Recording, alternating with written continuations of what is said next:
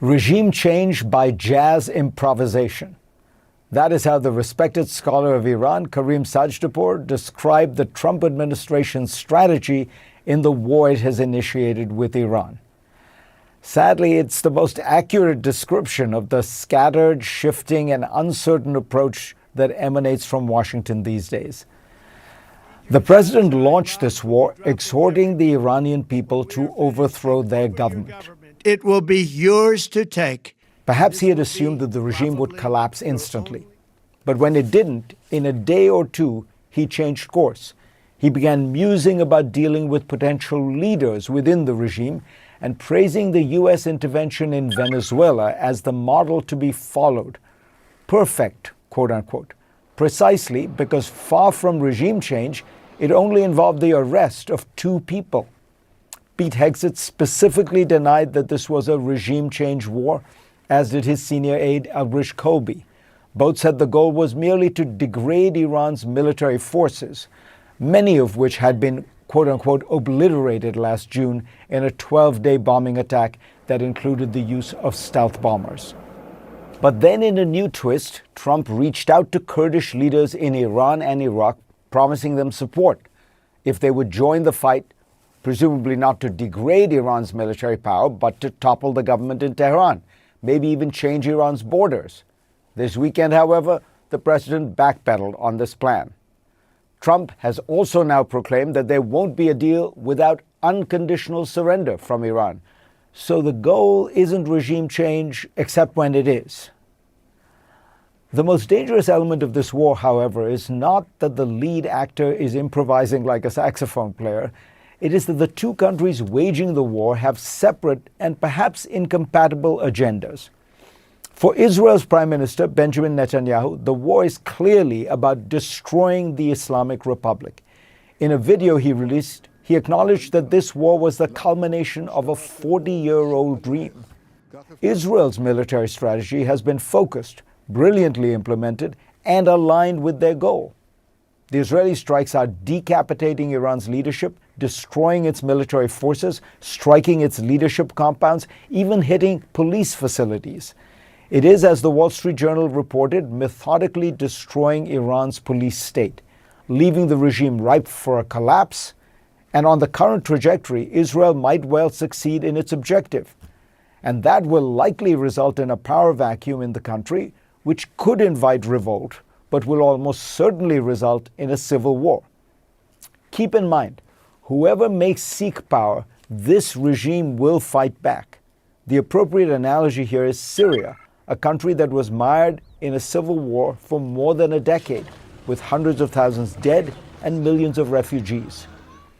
Iran is a country that could easily explode, as Tom Friedman has written. It's filled with ethnic groups, Kurds, Armenians, Azeris, with ties to neighboring countries. They've lived peaceably together, but as history demonstrates from the Balkans to Iraq, when order collapses and a power vacuum develops, people retreat to their tribal groups and lose trust in others. And that's how a civil war begins. What would fuel this war is the fact that Iran's government has a vast cadre of dedicated soldiers, armed to the teeth, who will fight against any new government or group. Its Revolutionary Guard is estimated to be almost 200,000 people strong, with an additional paramilitary force, the Basij, of several hundreds of thousands. And then there's the regular armed forces, which is around 400,000.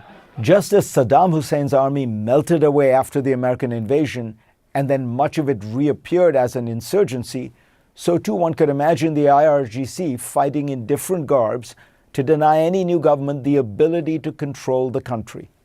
In Libya, more than 14 years after Gaddafi fell, there is still no one group that controls the entire country. It's much easier to destroy a state than to rebuild one. For Israel, this is an acceptable outcome. It rids the country of its greatest foe, and if that produces chaos in Iran, so be it. The Syrian civil war actually improved Israel's security because it did not face a major Arab state dedicated to fighting it anymore. But an Iranian civil war is not in America's interests, and it's not in the interests of America's closest Arab allies, who depend on the region being stable and predictable, so that oil, goods, money, and people can flow freely and easily through it. Washington needs to find a way to ensure that it secures the gains it has made in this war, a disarmed and defanged Iran, but without pushing the country into civil war. There are still ways to bolster the achievements and close out this war. As usual, Qatar could play a useful role as an intermediary. But time is running out. At some point, this war will reach a tipping point, and no one will be able to control the spillover. Let's get straight to it with Jake Sullivan. He was one of the key negotiators of the Obama administration's nuclear deal with Iran in 2015 that Trump pulled out of. More recently, he served as President Biden's national security advisor. He is also the co-host of a terrific new podcast called The Long Game. Jake, welcome. When you look at the situation right now, put yourself back in the White House in the Situation Room, what are you seeing that encourages you, or what are you seeing that worries you? Well, look, Fareed, on the encouraging side, the U.S. military is just simply remarkable. It's remarkable at being able to achieve tactical objectives, to execute operations with skill, professionalism, and courage. And that has been proven out here over the course of the past week. But the discouraging part is we are asking the U.S. military to put itself in harm's way, and we've already lost 6 service members, pointed towards a completely unclear objective. The administration has not been able to say with any clarity whatsoever what the ultimate goal of this war is. And in fact, they've given perhaps a dozen different explanations, shifting by the hour, by the day.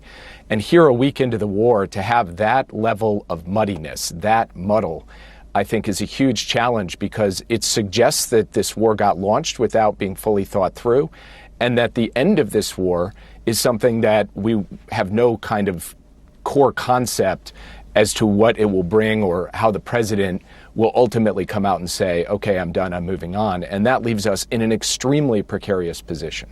It really has widened in a way that frankly is greater than I would have guessed. The Iranians these are pinprick strikes, but they are affecting commerce. Daniel Yergin just wrote in the FT that this is the largest disruption in oil production and transport in history. What are you hearing from the region? You still have very, very strong contacts with the rulers of the Gulf and other Arab countries. Look, the level of concern across the region, and you're right, I do speak with many people there on a daily basis, is sky high. But what these folks tell me is this was anticipated in a way. Maybe not as broad, but the basic concept was anticipated. Why? Put yourself in the shoes of the Iranian regime. You're getting pummeled by the U.S. and Israel. What are your options? Your best option from their perspective is to try to disrupt energy flows, to hit technology, to hit tourism, to hit finance. And they're selecting their targets across multiple countries very clearly to achieve the result of imposing greater and greater economic pain on the entire world and on the United States. Why? With the goal to try to hasten the end of this war. Because the sooner this war ends, from their perspective, the better in terms of their ability to survive and to reconsolidate power. So at the moment, this is basically a race between the U.S. trying to impose, and Israel trying to impose, as much damage as possible. And I thought your opening comments were spot on in what Israel's trying to achieve here. And the Iranian regime trying to raise the price and the costs as high as possible. And who's suffering? The world is. The American people are. Gas prices, for example, have jumped dramatically just in the last week and promise to go even higher. And this is all part of the strategy of a much weaker opponent playing the hand that they have. And that is something that the administration should have anticipated coming into it. Yes, it seems to me if you launch a kind of existential war against Iran, don't be surprised if they have an existential response, which is, we're just going to blow up everything we can because this is regime survival for us.